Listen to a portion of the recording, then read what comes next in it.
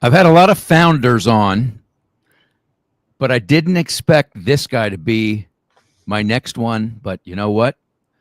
Life has a funny way of working out and takes a lot of courage to shoot your shot. And that is exactly what James Kleimann has done. He is the founder of the Mortgage Scoop. What's going on, founder? Hey, how you doing? Thanks for having me on.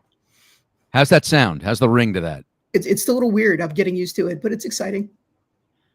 All right, man. Where do we begin? I mean, I guess before we unpack what you're doing, let's just take a minute to talk about the 5 incredible years you had at HousingWire and how that helped prepare you for the journey that you are embarking on.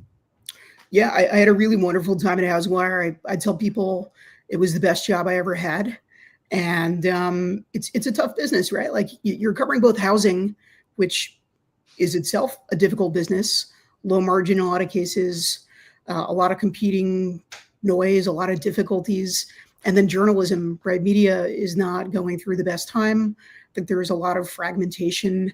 And so when I joined in August 2020, I didn't really even know the mortgage business at all, right? So like I had covered, I covered residential real estate as an editor at The Real Deal. I covered commercial mortgage, but I never called, Stand from Freedom. I never looked at the Rocket mortgage earnings or Quicken at the time, right?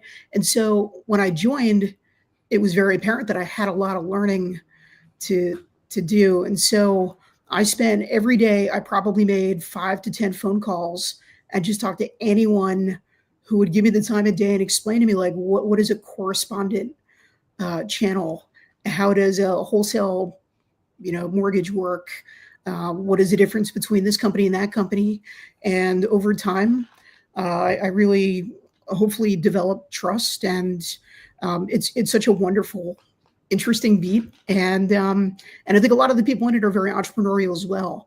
And so I think there's kind of a natural, hopefully, a synergy there. And I want to cover the industry. I want it to be a reflection of what the industry really is, and I think that's missing right now.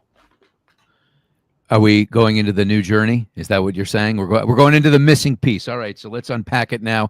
I was going to make people wait. I love suspense, but no, it's cool. I'm happy. Look, HousingWire is a fantastic company. They put on, I think, the best events in the industry. I think they have a lot of really smart people. It's a fairly large company at this point. It's got everything. It has content. It has events. It has really sharp advertising, marketing. I think they've really separated themselves from a lot of the competition over the last few years, especially. And it's also, they want to do things differently than what I want to do. And that's okay. It's, this is mortgage alone is a $13 trillion industry. There's plenty of room for people to do things a little bit different. So yeah, for sure. I have nothing negative to say about HousingWire. I had an awesome time there. We left on really good terms, and I wish everyone there well. And I know that they're going to be an excellent company in 5 years, in 10 years, 15 years. So yeah, they're going to continue to thrive. They've got the summit coming up, the AI summit, which I'll be there. We have a bunch of people coming from our organization, and they've done a lot for me as well. So big fan. How long had this been percolating? Even before HousingWire, right? So I've always wanted to do something for myself. I've always been entrepreneurial by nature. I am obsessive and very curious, but I've got 2 little kids. I've got just years of having been in a W-2 kind of environment, right? Like it's hard to leave the safety of knowing that you have a fairly steady job and being able to perform well within that framework. But I guess over the last year or two, a lot of what I do is I have many conversations on the phone, on text, on LinkedIn with people in the industry every day.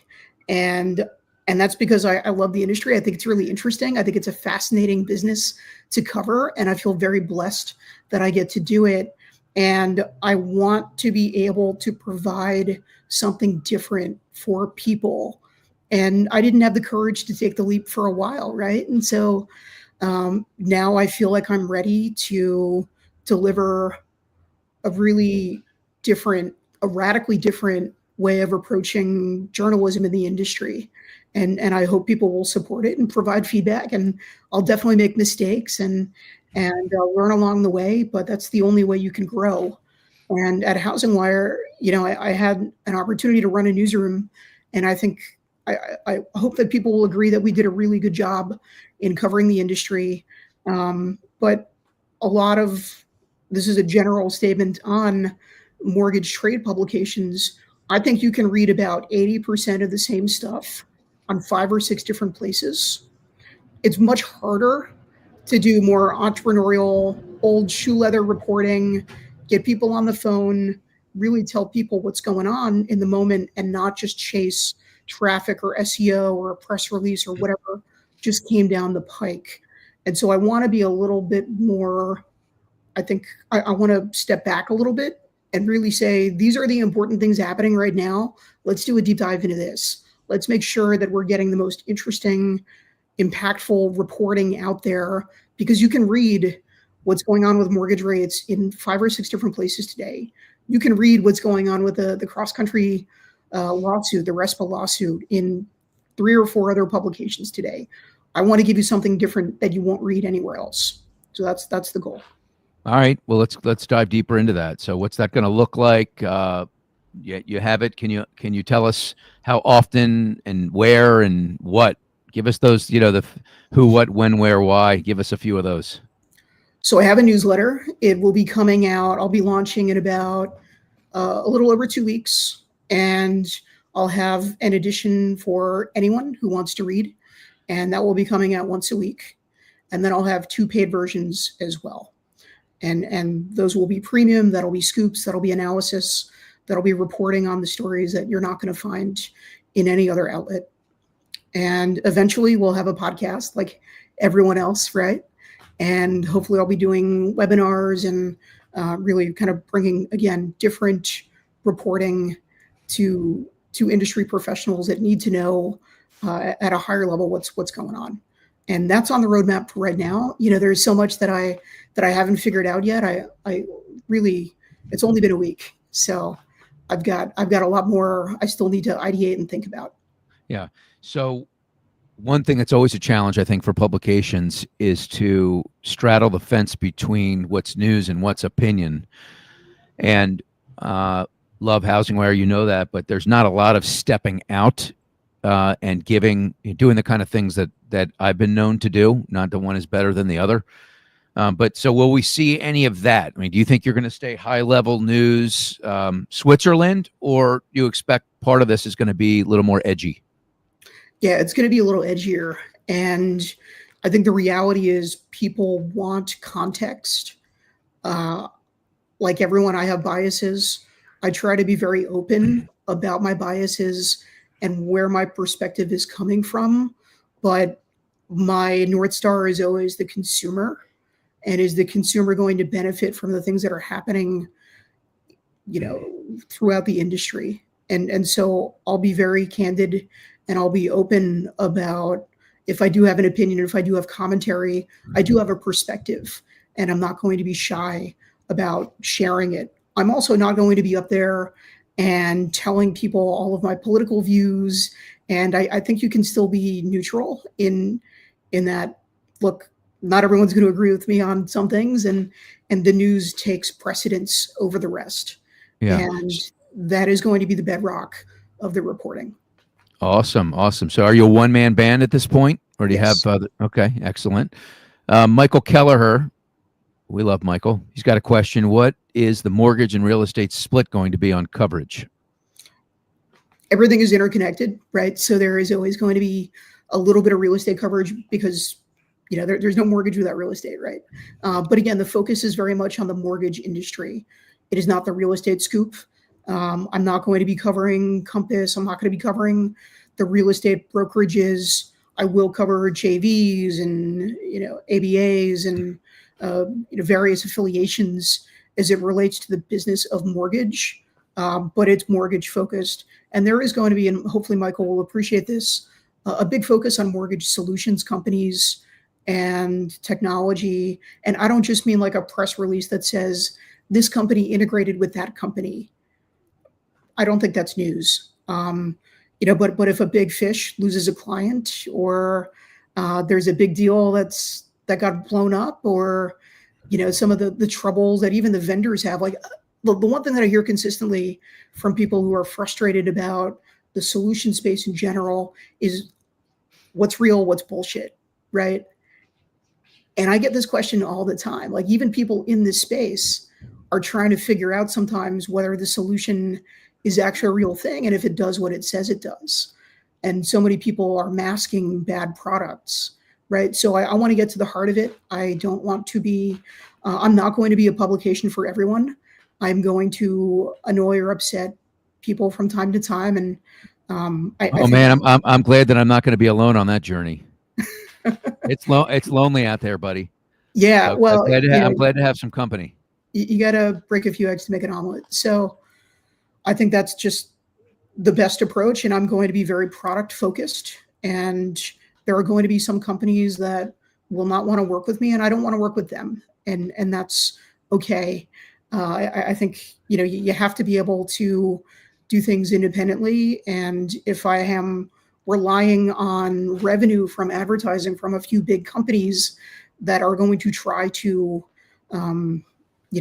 change the tenor of the reporting, these are not companies I'm going to do business with. Yeah. So Michael added that lots of vendor trouble and M&A will be coming without a drop in rates. Lots of juice there. So, yeah. I mean, as you look out on the horizon, what are some things you think you keenly focusing on? What are some things that you think deserve some more attention and coverage in the months ahead? Yeah, I don't want to give too much away, but generally speaking, I want to really cover the issues that LOs are having. I think we're starting to see a shift in LOs demanding transparency and knowing what the margin really is. I don't just mean the front-facing bank margin, right? So there are structural changes that are happening within mortgage. I think there are a lot of questions about some of these solutions providers and who's going to get gobbled up, who's going to run out of runway before they can really make it. Questions about who can really compete in some of those spaces. I'm not going to be doing kind of like everyday rates coverage. I don't know where rates are. I don't know what they're going to be in a month. Like, it's just not something I'm going to take on. But okay, let's say rates do drop 60 basis points in a couple of days. There are going to be a lot of big opportunities there, right? So who's best positioned to capitalize on it? What are their strategies? We just saw pretty recently, Greg, that the trigger leads bill is going to President Trump's desk to be signed. And there are going to be some winners in this, but there are going to be some big losers as well. And we've talked offline a little bit about some of those losers, but I want to do a couple features about what changes for those business models, right? So I think there's a lot there. There's a lot of reporting that isn't being done on a high level about the FHFA, what's left of the CFPB, what's going on in Washington. And those who know me know I love. I'm ready to sign up for the premium subscription right now, buddy. Wow, this is exciting. There's a major change happening in which, for years we've been talking about the bigger IMBs gradually eating more of the pie. That's not changing, but now it's being better integrated with large servicing books, right? And we're seeing, even though there aren't a lot of MSR deals right now, when they do sell, they're trading at really high values, right? So there's a lot of great stories out there. We haven't even scratched the surface of the real stuff going on. So, I want to be doing 2 big stories per issue, per edition. And then, what's going on in the broker space, what's going on in the mortgage tech world. I want to showcase some of the best news and insight out there. And sometimes that's a link to a news article, but sometimes it's a post from somebody on LinkedIn, right? Like, we're seeing a big shift in individuals in the mortgage industry who really have a big megaphone, big microphone. I don't know, one of the phones. Did you happen to see Rick Rock's post on UWM? Yeah, on UWM, and how they are kind of covertly. They're covertly the biggest retail lender in the country. That really hit, man. That resonated. I know he got a ton of views on that. Do you buy into the theory that they've gamified the system and they're a retail lender like a lot of us, just with fulfillment on the back end and less overhead? I think people get a little too fixated on like channel-based terms. I think we're starting to see really an evolution in the model. And so like whoever talked about mini core models a couple years ago, right? Like it wasn't necessarily a thing, but now I think it's really interesting to know, like, when are you brokering the loan versus when are you writing it, in your own name and doing a nom-del, right? And so, yeah, I think UWM is probably creating a model for something a little bit different, kind of a hybrid between retail and broker, and others are going to copy it. The thing about UWM is, so much of the conversation is about these sort of like sports terms about like winners win and, stuff like that. But really, UWM's superpower is that they can originate a loan cheaper than anybody, and they own all of their tech stack. And they have an absolute army of loyal brokers who will work with them, whether their rates are really good or whether their pricing isn't as good as some others, right? So if Provident Funding, which usually is, one of the more I think better priced lenders out there, was able to do what UWM could do, they would be the number one lender in America too, right? And they're not. Mm-hmm. So again, I think we're getting too focused on the channel specifics here, but you are seeing this change. And I think you're seeing a lot of these retail companies that are going to be moving away from having loads of regionals and loads of just lots of staff, right? Big marketing departments and big budgets for all kinds of things. And they're having to go slimmer. And I think that change is going to accelerate in the next year or two. You must have a lot of confidence in your Rolodex to be stepping out on your own. I do. I mean, talk about the confidence you have that you can get to anybody you need to get to eventually. I believe that I have sources at every significant mortgage lender in America. Maybe there are a couple that I don't. And that doesn't mean that they answer the phone every time or text, but a lot of reporting, there is an art to reporting that has been lost. And that is simply reaching out to people and talking to them and asking questions and listening really intently. And like my business model could be replicated by anyone because it's actually really simple, but it's hard to do because you need to do it every day of the week for years. And that's just reach out and talk to people and listen to what they're saying and ask other people about what that previous person said and say, does this sound right to you? Is this something I should be focused on? If not, what do you think is the major thing that isn't getting the attention out there? And so I've probably texted about 15 people or called them today, and I'll probably end up closer to 30 to 40 by the end of the day. And I do that almost every day. And again, like anyone can do that. It's not that hard, but you also have to honestly enjoy doing it. And you have to really, I think, go into it with an open mind and hopefully, be able to understand enough, just a little bit more every single day and put it together. So it's just hard work. That's all. There's nothing special about it. Let's talk about your hat game here for a minute, because we're pretty much at the halfway point of this interview. Is it going to change at all? Should we expect some new hats, some new colors? I don't remember seeing those glasses before. You got a feather in your cap. I mean, is anything going to change about the image now that you're a founder? I have a logo, and it's actually this hat, and it has, instead of like in the old school, you used to put kind of like a press pass in the brim of a hat, and I have a house in the brim of the hat as my logo. And so hopefully it's instantly recognizable. But yeah, to answer your question, I do like hats. It kind of like, it wasn't an intentional thing. It sort of became something people knew me for. And so I kept doing it. And now it's a core part of the marketing identity. I will be buying more hats.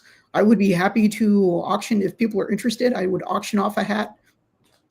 You know what? I would like to buy one of your hats. Hey, look, this logo is so freaking small here, man. I think that you should take, I mean, this is a beautiful scene here. You can see my screen, right, James? No. You can't? No. Oh, no. Well, that's a problem. How about now? I see it. Yeah. You know who did that? My good friend, Donna Chichevsky in the background, who she just makes stuff happen. It's just what she does. She's like, oops, Greg is screwing up again. Let me cover for him. So this hat here, I can see it makes perfect sense. I love it. I think maybe we get, we put a hat up here. We put like the logo up here or something, Yeah, I'm and working on it. I have a graphic designer who's a friend of my wife's, and she's building out all of the various logos and headers and footers and stuff like that. So yeah, it's only been a week, and I wanted to be respectful with HousingWire. I wanted to be focused on the work while I was there, and so I didn't build anything ahead of time. I was still, I got a scoop like the night before I left, actually. So what'd I you do? wanted What did you do with it? I wrote it for HousingWire. Of course I did. There you go. I All right. was still working there, and I want to do this with integrity. Yeah, And of course. so when I left, I gave them the option if they wanted to keep me on for a little bit longer. I would absolutely find a good replacement and train them, and they decided, and it makes perfect sense, and they made the right decision to say, you know what, I think it's best that today is your last day. And I mean, of course they did, right? I told them I'm starting a competitive publication, so no hard feelings there, but I'm doing everything on the fly, and it's only been 1 week. So yeah, I haven't gotten everything figured out yet. If anyone's really good at developing anything on Beehive, it's a newsletter distribution site. Please reach out. I'm struggling. So Yeah. Well, there's plenty of room in the publication space. I mean, it's like you said, it's a $13 trillion business. yeah, HousingWire is the leader in the clubhouse for sure, but the things you're talking about doing, maybe a little edgier, coming at it from different angles. It sounds to me like it might be a nice compliment. Like the marketplace will love this added value that you're going to bring. and I'm going to continue to be posting on LinkedIn. I'll have a website, and I'll be sharing, other stories that other outlets are reporting. Like these things don't exist in a vacuum, right? Like there's a whole ecosystem out there. Just like mortgage is reliant on title and appraisal and policy. It's all these different things that are present. And so I always give credit where it's due, and when people report things and I don't, I'm going to be honorable about it. And I think for the most part, like a lot of people don't really care where their news comes from at this point. So Yeah, I don't want to cover the 80% that's already covered elsewhere. I want to do what I think is important in the moment, and hopefully people follow. So I'm wondering, when you were at HousingWire and you had stories and ideas and thoughts, like the kinds of thoughts you're having right now. Hey, let me write on FHFA. Let me write on LOs, wanting more transparency. Is that stuff that fit in the box that was there? Or is the stuff you're going to be doing a little bit more outside of the box, which became part of the impetus for wanting to step out? I think a lot of that work did end up getting done at HousingWire, but not all of it. And again, my title was managing editor, and so my role was more managerial. The job was not to be a reporter. The job was to train reporters and to provide direction and to ensure that the newsroom as a whole was covering things that were central to HousingWire's mission. And so I gravitate toward reporting because I love personally finding things out and reporting on them, and just getting to be close to the action. But what I'm going to be doing is maybe a little bit more built on my individual sourcing network, and a little bit more, I think, the inside baseball part of it. I don't care about the SEO. I don't care about any other considerations that matter for a business that is diversified like HousingWire, and has investors and has lots of advertisers and has a flywheel, right? Like HousingWire's business model is totally different, and that's fine, and that's good, and they're doing a really great job with it. But what I want to do, I think, really is just not. It's only similar in that we're both going to be covering mortgage. Yeah, you're going back to your roots in some ways. I mean, it sounds like your labor of love is in being a journalist. Yes, I like talking to people. I like getting a better understanding, and again, like this is a very consequential industry. It touches most Americans. It still represents the American dream of home ownership, right? It is the way with which people build generational wealth in this country, in a place where we have a shrinking middle class. I think mortgage as a business is not very well understood by consumers. And we've also had a couple 100,000 people wash out of the industry, and I expect more are going to in the coming years. And so, although it's a massive industry, there are so many headwinds and tailwinds. It's all colliding right now. So I think now is the moment where people need clarity and context about the reporting. And you can't just wake up one day and do this, And so the project that I'm launching now is really just sort of the culmination of my years of working in this space and the context that I've built. I'm going to give you an idea just to look at, right? Because you'll take ideas, right? Absolutely. And people can reach out to you. Hey, you should write about this or that, Anytime. whatever. Doesn't mean you're going to do it.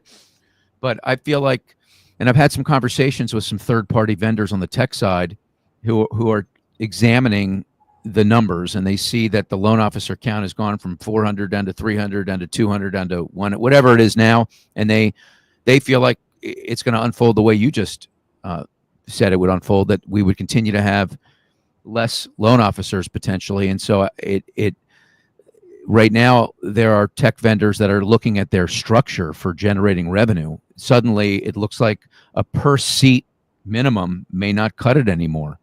So they may have to go to some kind of a rev share or a flat fee. And how will the market respond to that? There's something there, James. That's a story. So I think you're absolutely onto something. And I've spoken to a lot of folks in the vendor space who, the word minimums is a pretty common. It's a nasty word. Might as well be a 4-letter word. Seat minimums. Yeah, hey, exactly. But again, so this kind of stuff you're not going to find. There's no reporting on this, right? Yeah. So I want to get your opinion on something I posted. I got a lot of heat, including from my really close friend Donna Chichevsky. I posted a couple of days ago, and I've been starting to lean into this idea that we're working on immigration, border control, tariffs, fair trade. Yet you can buy houses in our country pretty much, at will, whether you're a foreign investor or otherwise, with cash, drives the prices up, blocks out the first-time home buyer.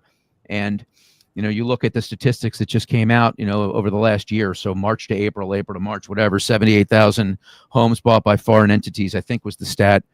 And China led the way in those numbers with 15%. If you try and buy a home in China, you can't do it. I mean, it's freehold. I'm sorry, it's leasehold, not freehold. You got to live there for a year and have a job. You're limited to one property, but yet China can come here and gobble up all these houses. And I'm not stating that this is the only problem in housing or the only affordability problem that we have, or the biggest thing that has helped to pour gasoline on the fire. But I do see it as an issue. Like, the United States should have some kind of limitations, or at the very least a tax that these foreign entities should have to consider before they buy a home. I want to know what your take is on this. I don't think it's a big issue in this country. I think I haven't seen the numbers that you're citing. My recollection is that companies like Blackstone and BlackRock and Pretium and all these big institutional investors that are really focused right now in the single family market, they only represent something like 3 or 4% of market share. Like it's a very small number, which again, doesn't mean that it isn't something. And in some areas in particular, it is outsized. Like there was an area in Atlanta, zip code, where they represented something like 26% of purchases. And that's a significant number. I think on a whole, though, when we talk about who's buying and where they're buying, I just don't think that this is even top 10 issues. I would rather we get some movement on LLPAs. I would rather we get rid of a huge number of zoning and variance-based laws that have stifled home building in America. I know that you and I disagree on some of this on density and our major problem is that it's too expensive to build a house. We have not created good programs for ADU financing. We haven't figured out, even these are not technically difficult issues either. The reason they're hard is because for many years we have had a culture of anti-growth. And so people who already got theirs don't want others to be potentially bringing down their property value. Now, there are a lot of studies out there that have also shown that if you have an apartment building near a single family home, it doesn't necessarily bring down the value, right? So it's a complicated issue, Greg. I don't know the specifics about how many people from China are buying in America. When I covered that kind of real estate, it was usually through the EB-5 visa program. It was like a visas for dollars kind of thing. And they were generally buying condos in places like New York and LA and et cetera, et cetera. I doubt they're buying a lot of homes in Sheboygan, Wisconsin, but like, I could be wrong. I haven't looked into the numbers, but yeah, I would say if it is a problem, it's very, very, very small. Yeah. See, I see it as, if I said to you, do we have a surplus problem? Do we have an inventory problem? What would you say to me, James? Yes or no? Yes. Okay. Do we have an affordability? Do we have an affordability problem, James? Yes, because we have an inventory problem. Yes. Has the average age of the first-time home buyer in the last 10 years gone up from 31 to 38? Yeah, something like that. That's also a fact. So, yes, that is a fact. So the fact of the matter is, based on those three things, every time a foreign investor comes in and gobbles up another property, that is an opportunity that's being taken away from someone that could be a first-time home buyer. And the other thing it does is it raises the property value because they're coming in and paying top dollar. In a lot of instances, they're paying cash. So people are getting double screwed. Another thing, like a lot of it is called smurfing, which is a really interesting term for it. But it's basically they're routing money out of China. And I believe my recollection is they often bring it to Hong Kong, and then they're buying in New York or LA or wherever in the US. And it's basically just supposed to be, it's money laundering, right? Like, let's just call it what it is. I don't know if they're having renters come in or whatever, if it's an end user, like their kid who's going to college in the US. I'm not saying that there's no causality here, that there's no issue whatsoever. But again, like, I think big picture here, it's really small. Yeah, to me, it's just black and white. We have an affordability problem. First-time home buyers the average age is going up and up and up.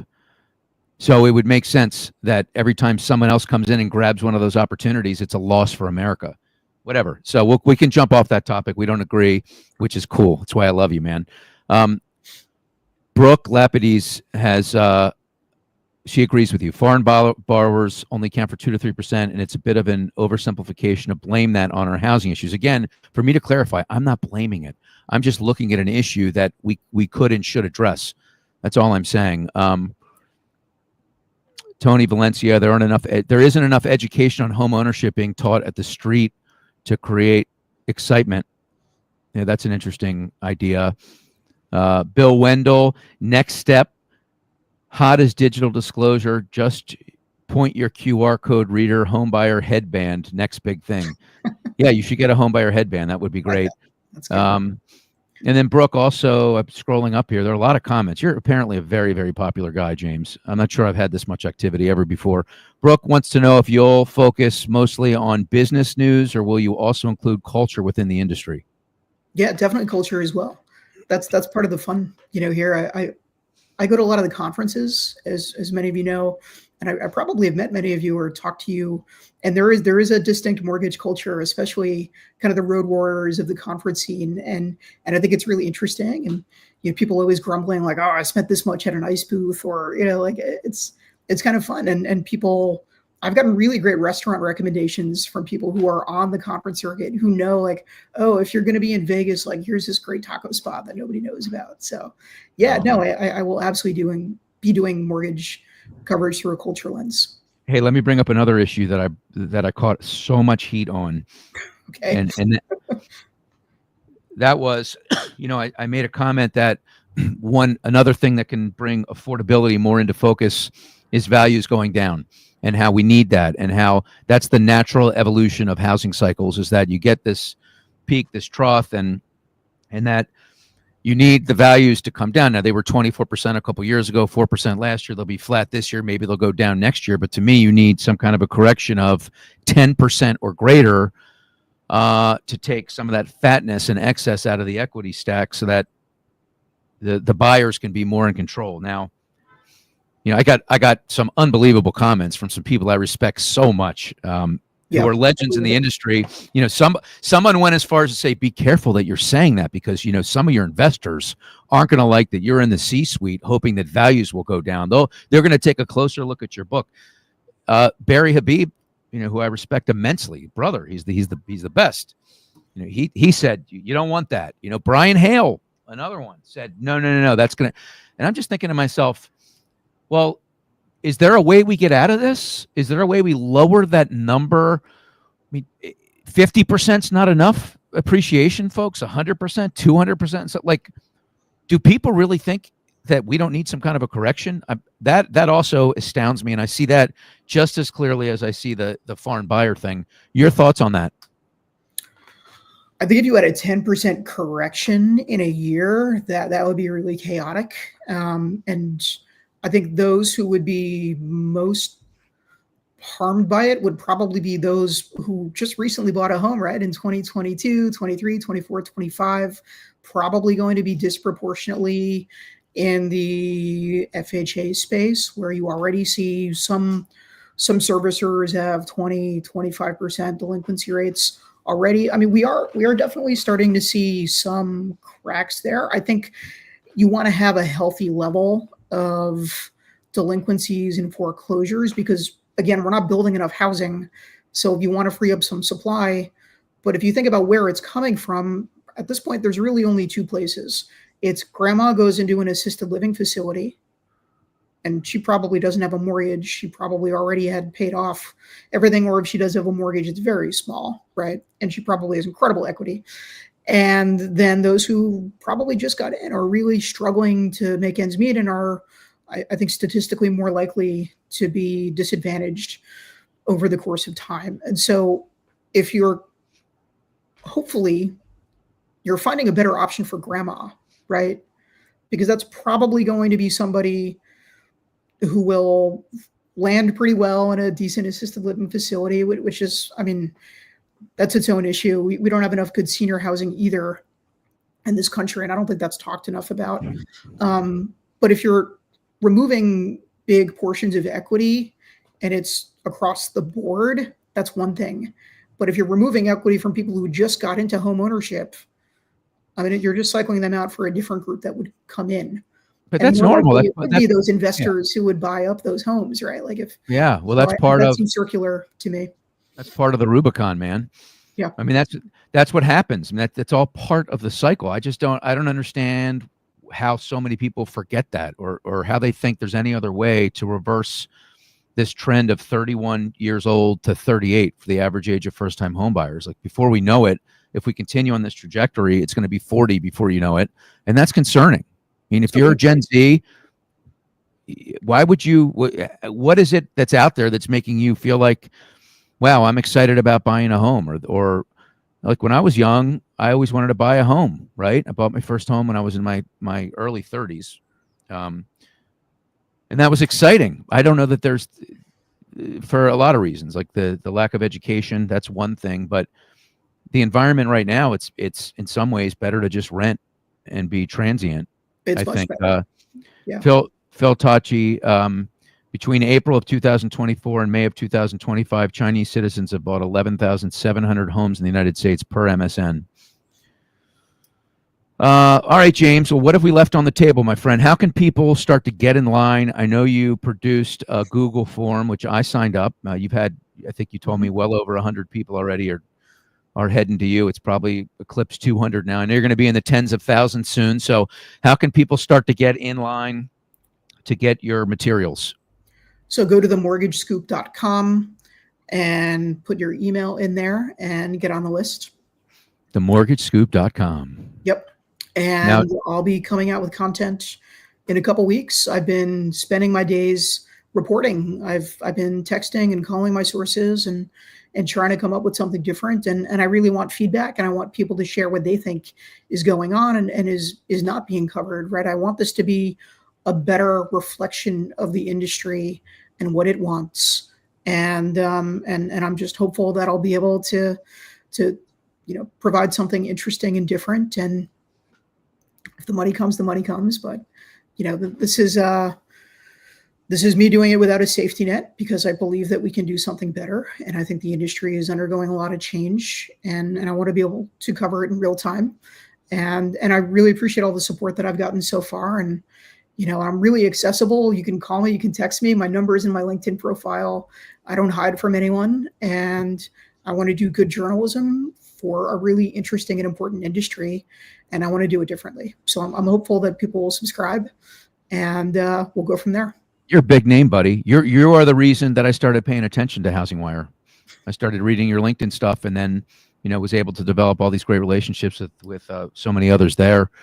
And you were a big part of building what they have now in that newsroom. And it's Flavia's there now, and it's going to be in great hands. She's such a talent. She's great. Yeah. So continue to support and love that leadership. There's plenty of room at the table, man. Plenty of room at the table. Are you sleeping better or worse since you made this decision? Better. In terms of better. Interesting. But what is different, Greg, is before I had a very organized day. I knew what I was doing pretty much hour by hour. And now I don't have that kind of structure. So I'm trying to create a structure that makes a lot of sense and allows me to be efficient and to be effective. How many people were reporting to you in your role as managing editor? It always ranged because the business at HousingWire always evolved, and there were always different objectives and different structures. But from what to what? Like 3 to 6 or something? Like what was the number? Yeah, 3 to 9. Yeah. So I mean, now you're a one-man band. I would guess that you have more time on your hands. That's for sure, right? Well, I have a baby and a toddler, and it's summer. So the parents of young kids out there know that summers are actually pretty challenging because you don't have the same level of care. Well, you have summer camp, and yeah. Well, I told you I want to buy a hat from you, one of your hats. Is that the hat I'm going to buy, the one that's on your head right now, or is it another one? No, this is my lucky hat. We'll have to talk offline. How many hats do you have? Remind me. Probably about a dozen. I have a closing suggestion here from Bill Wendell. He wants us to close the show. He wants you to predict where housing will be in the second year of the Trump regime. I have no idea. I can't do that. You're not doing that, are you? No. You're not going there. No. All right. Well, then listen. Let me reframe this. Biggest headwind that people need to be looking at that maybe they're not thinking about right now, and then biggest tailwind that people may not be thinking about right now. I'm putting you on the spot. I think we want to see.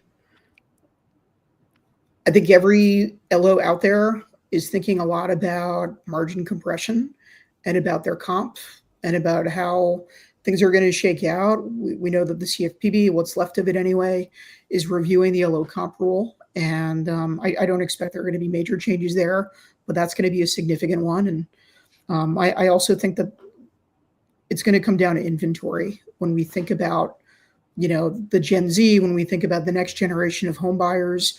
There will be some inventory that opens up just because, grandma goes to an assisted living facility or people pass. But we're probably 10 to 15 years away from a lot of that really, really changing the dynamics here. And builders are not going to build when interest rates are really high. And, and these are also operations that take a long time, right? Yeah. So I don't think we're going to get a tremendous amount of relief. Even if rates do come down a little bit, I think we're probably still going to remain, elevated relative to what the prices are. Because at the end of the day, what matters is the mortgage payment, right? So yeah, for sure. TheMortgageScoop.com. Now, when you went to look for that domain, did you actually go on to GoDaddy and put it in the search bar, or did someone else do it for you? No, I did it, of course. Were you nervous? Had you landed on the name before you looked for the domain, or did you find the domain and then go to the name? I had the name first. Okay. So you had the name and then you go to GoDaddy, and are you like holding your breath, just praying that it's available? I mean, not praying, You didn't pray. I'm dramatic. I'm us Jewish people, this is what we do. We turn mountains into molehills, buddy. Well, actually, I was fortunate that it was available, and I bought the domain name, and I'm just building out the website and the newsletter, and I hope to be able to have a great product for people in about 2 weeks. Amazing. Well, congratulations. on this big move, and you've got a lot of raving fans out there. I think you're finding that out now, and you did say your phone number is in your LinkedIn profile, so you heard it, folks. If you want to sign up for the Mortgage Scoop, themortgagescoop.com, right? Yep. You know, your biggest fan is Donna Truchevsky, and I'm her biggest fan. Why don't you pop on real quick, Donna? Come on, hit that little button there. Oh boy, hey, here we go. Hi. Are you excited for James? I am, absolutely. Yep. Yeah, it's gonna be I know fun. you are. Yeah. So and by the way, if you want a studio like this, she built this for me. Actually came to Virginia, hammer and nails in hand, and everything you see back there, including the shelves, the lighting, all of it, she did. So appreciate everything, Donna, today, and James. Of course. Can't wait to follow you on this journey, and look forward to continuing to build a relationship with you and our audience. And thanks so much. Enjoy your Monday. thanks, Greg. Thanks, Donna. And thanks everyone out there. Really appreciate the support. All right. We'll see you again next Monday. Take care. Bye, everyone.